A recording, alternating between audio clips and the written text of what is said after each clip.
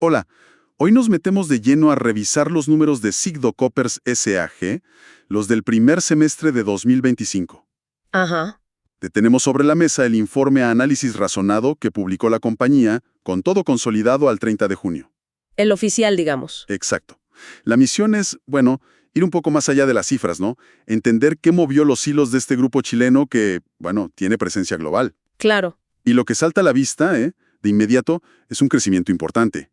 En ingresos, en ganancias operativas, utilidad final. Sí.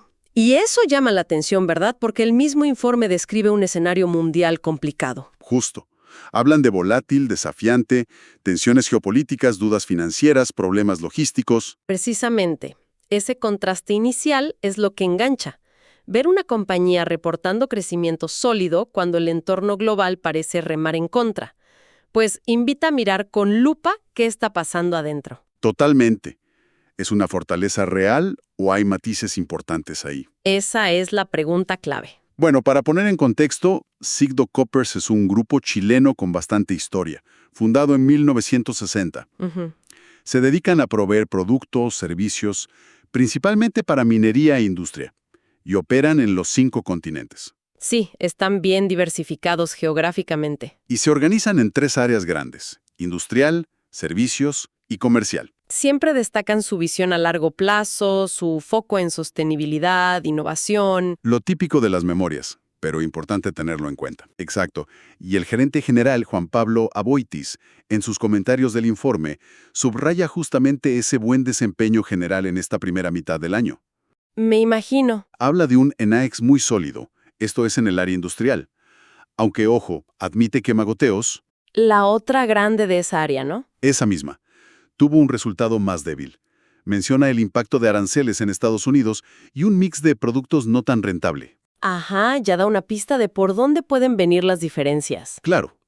También destaca el dinamismo de SKC en Chile, que es del área comercial, y más movimiento en Puerto Ventanas y FEPASA, que son del área de servicios. O sea, luces y sombras, como suele pasar. Y pone sobre la mesa cifras clave del semestre. Un EBITDA consolidado, que es esta medida de rentabilidad operativa, antes de intereses, impuestos, depreciaciones. El famoso EBITDA. ¿Pasado? Un buen salto en la utilidad, sí. Y un dato que me pareció bien relevante: el gasto financiero neto consolidado bajó un 25%. Uf, eso es significativo. Un 25% menos en gastos financieros no es menor. Para nada. Y mirando hacia adelante, dice que el foco para lo que queda de 2025 es, bueno, rentabilizar proyectos de construcción en Chile, SKSI, impulsar un proyecto nuevo, Puerto Abierto, Ujú. mantener a Enaix líder, buscarle la vuelta a Magateo y aprovechar la demanda de maquinaria en Chile. Esos comentarios iniciales ya nos dan un buen mapa, ¿no? Crecimiento general sí, pero con realidades distintas por negocio. Y esa reducción del gasto financiero es potente. Sí, sugiere una gestión financiera activa, quizá renegociando deudas. O aprovechando mejores condiciones, ¿sí? Habrá que ver cómo se refleja esto al mirar cada área por separado. Exacto, vamos a desglosarlo. Empecemos por el área industrial. Ahí está Enaex SA. La joya de la corona, parece. Bueno, Enaex es un peso pesado en su rubro, principal productor de nitrato de amonio en Latinoamérica. Insumo clave para explosivos. Exacto, y ofrecen servicios completos de fragmentación de roca para minería. Tienen esa planta enorme en Mejillones, en el norte, Sí, la conozco. Impresionante. y filiales importantes como Davy Vigvert en detonadores. Un negocio bastante integrado. Los números de Enaex para el segundo trimestre, si los comparamos con el año pasado, muestran fuerza. Los ingresos subieron más de un 11%, casi $520 millones. Más de 500 millones en un trimestre. El EBITDA creció sobre el 16%, hasta 93 millones. Y la utilidad neta, bueno, la atribuible a Sigdo Coppers, subió casi un 25%, superando los 45 millones. Muy buenos números. ¿Y en volumen? También positivo. Vendieron casi un 5% más en toneladas, con buen desempeño en Chile, Perú, Brasil, Australia. O sea, crecimiento amplio. Sí, e incluso el precio promedio del amoníaco, que es su materia prima, subió un poquito, un 3%. Ah, mira. Y la foto del semestre completo es parecida. Crecimiento de 2 dígitos en ingresos, EBITDA y utilidad. Bueno, el informe seguro explica de dónde viene este buen momento. Sí, lo atribuyen a mayores ventas de químicos y también de servicios en sus mercados clave, como decíamos. Y es interesante que no solo vendieron más volumen, sino que mejoraron el margen EBITDA. Llegó al 18% en el Q2. Cierto, 80 puntos básicos más. Eso confirma lo que decía el gerente general sobre la solidez de NX. Y la mejora en la utilidad final no viene solo de vender más, ¿eh? También de ese menor gasto financiero que comentabas. Que para Enaex bajó más de un 14% en el trimestre. Exacto. Definitivamente, NX fue un motor importante para el grupo en este semestre. Clarísimo. Ahora, sin salir del área industrial, veamos la otra cara de la moneda. Magotteaux Group S.A. La que mencionaba el gerente con resultados más débiles. Esa misma. Origen belga, líder mundial en piezas de alto desgaste, bolas para molinos, componentes de fundición, lo que llaman casting. También para minería y cemento, ¿no? Principalmente, sí. Aquí la historia del segundo trimestre es distinta.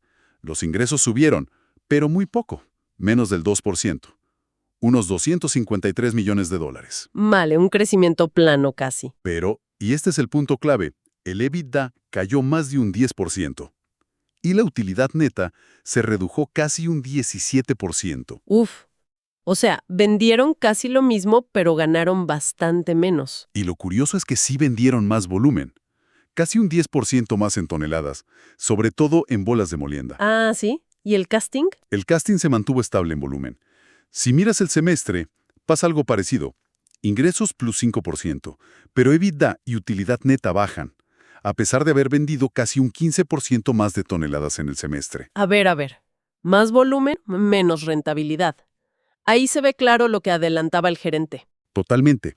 El informe dice que en el semestre las bolas fueron el 59% de la ganancia bruta y el casting el 41%. Claro, el problema parece centrarse en el casting entonces, afectado por esos aranceles en Estados Unidos y un mix menos rentable, decían. Exacto. Eso golpeó los márgenes. El margen EBITDA de Magotteaux cayó del 10.2% al 9.0% en el trimestre. Una caída de más de un punto porcentual. Es bastante. Y la menor utilidad neta refleja esa caída en la operación, aunque, se vio algo compensada por menores gastos financieros y diferencias de cambio favorables. Entiendo. Un buen ejemplo de cómo factores externos como aranceles y la mezcla de ventas pueden impactar fuerte, incluso si el volumen crece. Interesante el contraste con Enaex. Muy claro el contraste, sí. Bueno, salgamos del área industrial. ¿Qué pasó en servicios? Empecemos con Puerto Ventanas S.A., PVSA, que en los números consolida también a FEPASA, la de trenes. ¿Vale? El negocio portuario y ferroviario. PVSA opera un puerto importante en la zona central de Chile, especializado en carga a granel y también almacenamiento. FEPASA, su filial, transporte ferroviario de carga. Ok. Aquí los números consolidados del segundo trimestre son un poco extraños, diría yo. ¿Por qué? Porque los ingresos suben un 4%, pero la EBITDA baja 3.5% y la utilidad neta se desploma casi un 25%. Raro. ¿Y el semestre? Ahí estaba llamativo. Miras el semestre completo y ¡boom! Ingresos plus 10%, EBITDA plus 25% y la utilidad neta más del doble, plus 105%. Wow. ¿Qué diferencia entre el trimestre y el semestre?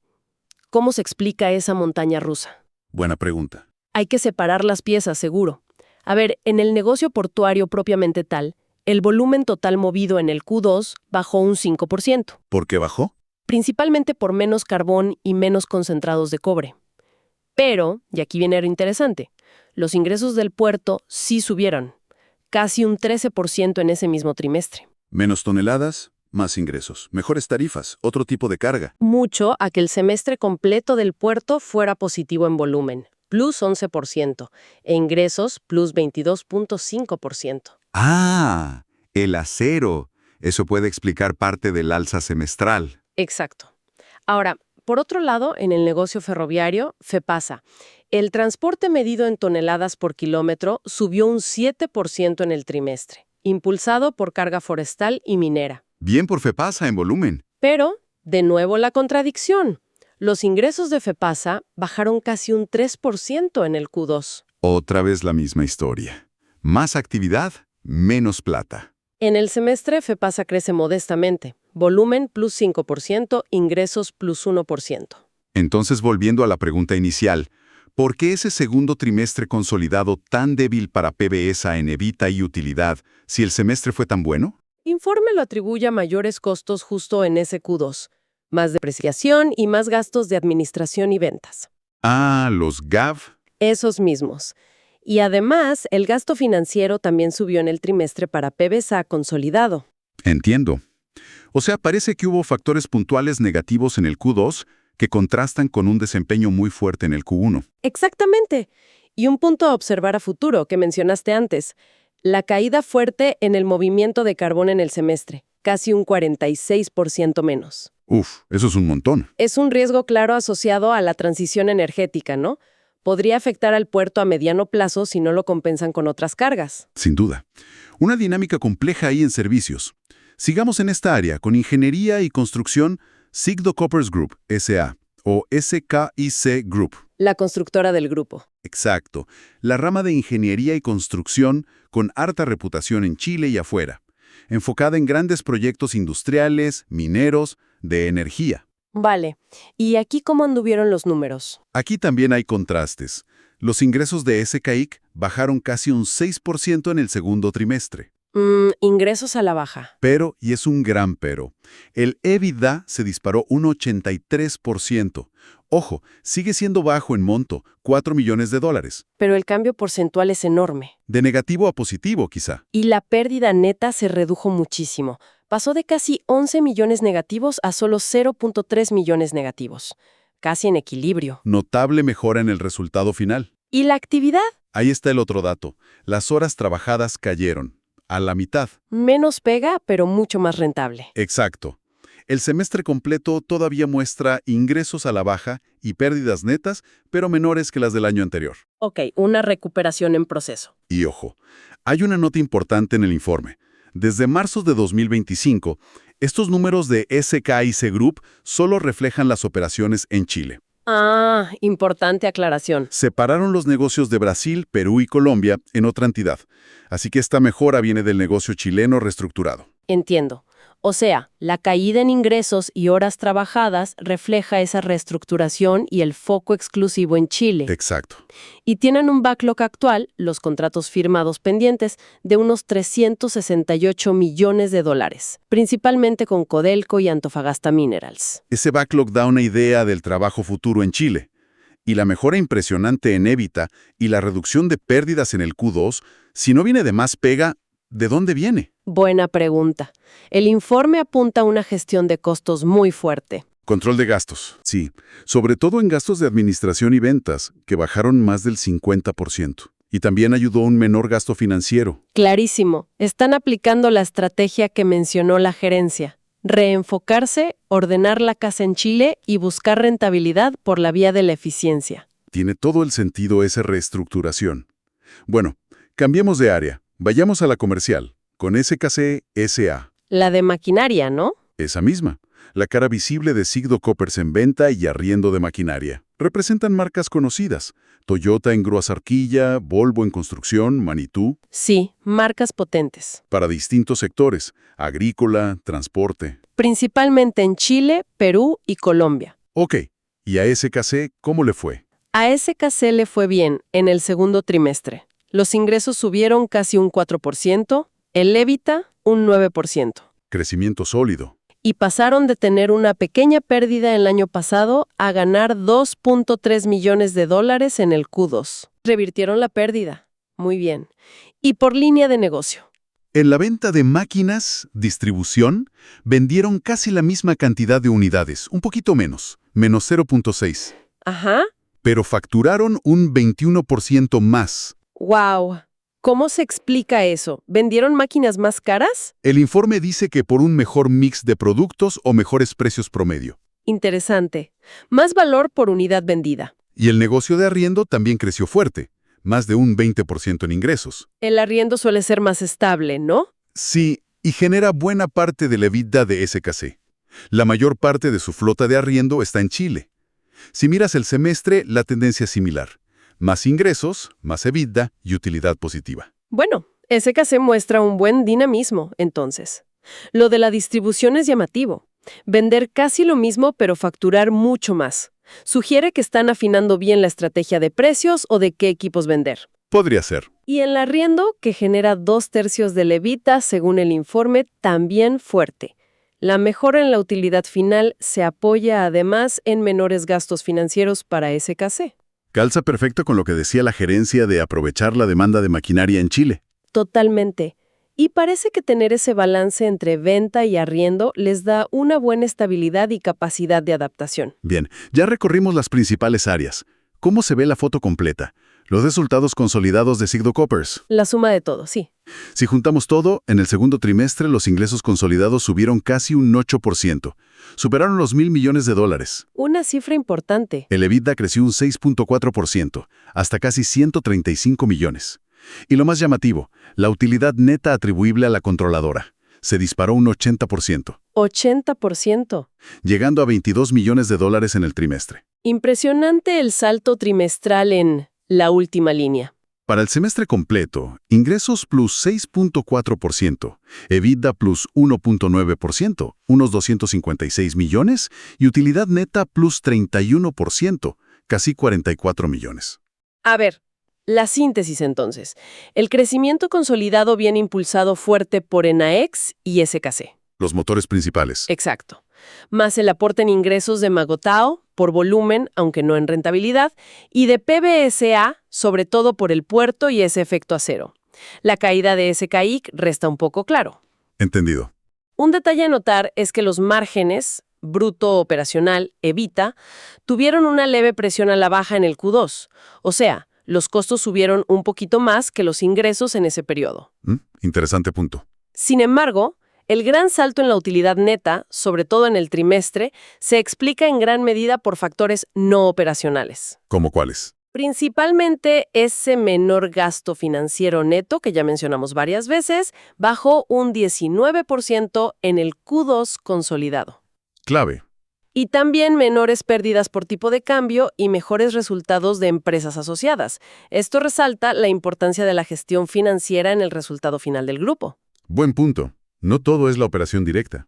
Y no olvidar la diversificación geográfica, que es una característica de Sigdo Coppers. Chile es el 44% de las ventas, pero tienen presencial relevante en Sudamérica, Norteamérica, Europa, África y Australia. Están bastante repartidos. ¿Y cómo queda la salud financiera de la compañía después de este semestre? Miremos el balance al 30 de junio comparado con fines de 2024. La foto estática, digamos. Exacto. Los activos totales crecieron un poco, superando los $4.900 millones. Lo mismo los pasivos y el patrimonio. La caja, bueno, disminuyó levemente a 540 millones. Una buena cantidad de caja todavía. Sí. Las cuentas por cobrar aumentaron, equivalen a unos 81 días de venta, mientras que los inventarios bajaron un poco, representando unos 72 días. Rotando bien los inventarios, parece. Y la deuda financiera total sí aumentó un poco. La suma de corto y largo plazo llegó a unos $1,631 millones. Ok, aumentó un poco la deuda. ¿Y cómo se traduce eso a indicadores de salud financiera? Veamos. La liquidez, la capacidad de pago a corto plazo, se verá adecuada. Una razón corriente de 1.4 veces y una prueba ácida de 0.94. Está bien. Suficiente para cubrir obligaciones de corto plazo. El endeudamiento, medido como pasivo sobre patrimonio, subió levemente a 1.33 veces. Normal. El indicador clave de deuda financiera neta sobre EBITDA anualizado subió un poquito, a 2.02 veces. ¿Eso es mucho o poco? Se considera todavía manejable. Niveles de 2 veces son bastante comunes. Y muy importante, el leverage financiero neto, que es una exigencia de sus bonos, un covenant. El límite que no pueden pasar. Exacto. Está en 0.50x, muy lejos del límite máximo de 1.2x. Eso les da bastante holgura, mucho espacio. Tranquilidad por ese lado, entonces. Sí. La rentabilidad sobre el patrimonio ROE anualizada fue de 7.5% y sobre los activos, ROA, de 2.3%. Niveles estables respecto a fines de 2024. Sin grandes cambios ahí. Y el capital de trabajo mejoró. Ahora necesitan 81 días para financiar su operación, clientes plus inventario menos proveedores. Antes eran 84, más eficiencia. En resumen, entonces. Una posición financiera que parece sólida, bajo control, con buena liquidez y sobre todo con mucha holgura respecto a sus compromisos de deuda. Perfecto. ¿Y qué nos dice el flujo de caja del semestre? ¿De dónde vino y a dónde fue el dinero? La película, no la foto. Exacto, la dinámica. La operación generó una buena cantidad de efectivo, unos 251 millones de dólares. Un poquito más que el año pasado. Sólida generación operativa, eso es fundamental. Se invirtió más fuerte que antes, eso sí. Una salida de 106 millones en inversión, principalmente en CAPEX, inversiones en activos fijos, para ENAEX y PBESA. Invirtiendo en mantenimiento, eficiencia, capacidad. Lógico. Y en el flujo de financiamiento hubo una salida neta de 169 millones. Esto incluye pagos de intereses, dividendos importantes. Pagaron dividendos. Sí, unos 61 millones. Y también una reducción neta de deudas por unos 55 millones. O sea, usaron parte de la caja generada y algo más para invertir, pagar dividendos y reducir deuda. Exacto. Al final la caja disminuyó en 24 millones en el semestre, pero es una caída mucho menor que la del primer semestre de 2024, que fueron 63 millones. Este flujo de caja confirma varias cosas. Primero, la capacidad de generar efectivo con la operación, que es lo más sano. Cierto. Segundo, que están invirtiendo en mantener y mejorar sus negocios como debe ser. Y tercero, que a pesar de pagar dividendos y reducir deuda neta, la generación operativa les permitió manejar bien sus flujos. Ese menor descenso de caja comparado con el año anterior es una señal positiva. Muy claro. Bueno, para ir cerrando, el informe dedica una sección importante a los riesgos. Menciona financieros, operacionales, ambientales y de ciberseguridad. ¿Qué es lo más relevante ahí? Sí, es una visión bastante completa de los riesgos que enfrentan. En lo financiero, el foco está, como es lógico, en el tipo de cambio, porque operan en muchas monedas. El real brasileño. Exacto. Y también los cambios regulatorios o tributarios. Lo mitigan usando el dólar como moneda principal en muchas operaciones, endeudándose mayormente en dólares y, manteniendo esa sólida posición financiera que comentamos, con buenos ratings crediticios. Tiene sentido. En lo operacional, los riesgos varían mucho por negocio. Por ejemplo, en construcción, SCAIC dependen de los ciclos económicos, ¿no? Claro, si hay menos inversión, menos pega. En los puertos, PBCA, ya mencionamos el riesgo de la menor demanda de carbón a largo plazo por las renovables. La transición energética. En ENAEX, dependen mucho de la minería, claro, y de la volatilidad del precio del amoníaco. En Magoteus, de los precios de materias primas como el cromo o el níquel. Y en SKC, maquinaria, de la inversión general en la economía. ¿Y cómo los mitigan? Las mitigaciones son diversas. Diversificar servicios, no solo construcción, también mantenimiento, contratos a largo plazo en los puertos, tratar de indexar precios de insumos como el amoníaco, diversificar mercados y clientes, tener un buen balance entre venta y arriendo en SKC. Estrategias específicas para cada negocio. Se ve que lo tienen mapeado. Luego está el riesgo ambiental, que es clave en sus industrias. Hablamos de emisiones, residuos, consumo de recursos, manejo de químicos peligrosos. Temas sensibles hoy en día. Muy sensibles. Aquí la estrategia de mitigación se basa en políticas claras de medio ambiente, sistemas de gestión certificados como ISO 14001, cumplir normativas, medir su huella de carbono, que dicen que está verificada por terceros, según ISO 14064. Eso de la verificación es importante. Sí, le da credibilidad. Y tener estructuras internas, comités dedicados a esto. Y finalmente, la ciberseguridad. Que hoy afecta a todos, ¿no? El riesgo de perder conexión, robo de información, ataques. Las medidas son las esperadas. Tecnología, firewalls, antivirus, pero también mucha formación al personal. El eslabón humano. Fundamental. Concientización, simulacros de phishing, además de gestión de vulnerabilidades y monitoreo constante. Lo clave es que lo identifican como un riesgo relevante y detallan cómo lo gestionan activamente. Muy completo ese mapeo de riesgos, la verdad.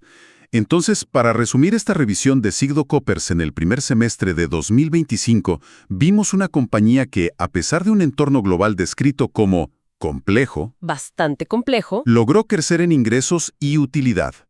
ENAEX y SKC fueron claramente los pilares de este crecimiento. Los motores, sí. Mientras que Magoteo mostró debilidad en márgenes a pesar de vender más volumen. Y SKIC está en pleno proceso de reenfocarse en Chile, con resultados todavía mixtos pero mejorando bastante en rentabilidad. Una reestructuración en marcha. Financieramente se ven sólidos, con buen manejo de su deuda, buena caja y holgura en sus compromisos. Una posición financiera robusta. Y además, demuestran una gestión activa de un abanico amplio de riesgos, desde operacionales hasta ambientales y ciberseguridad. Exacto. Y quizás la reflexión final que nos deja este análisis es, bueno, cómo esta diversificación, tanto en negocios como geográfica, posiciona a Sigdo Coppers frente a futuras turbulencias económicas. ¿Es una fortaleza suficiente? Buena pregunta. Analizando la demanda de maquinaria en Chile con SKC, están bien posicionados para eso. Interesante. Y más allá de los números duros, esa gestión detallada de riesgos ambientales y de ciberseguridad, ¿qué tanto pesa hoy en la percepción de valor y sostenibilidad a largo plazo de una empresa como esta? Son preguntas que quedan abiertas después de revisar sus resultados semestrales. Sin duda, excelentes puntos para seguir pensando. Gracias por acompañarnos en esta exploración detallada de los resultados de Sigdo Coppers.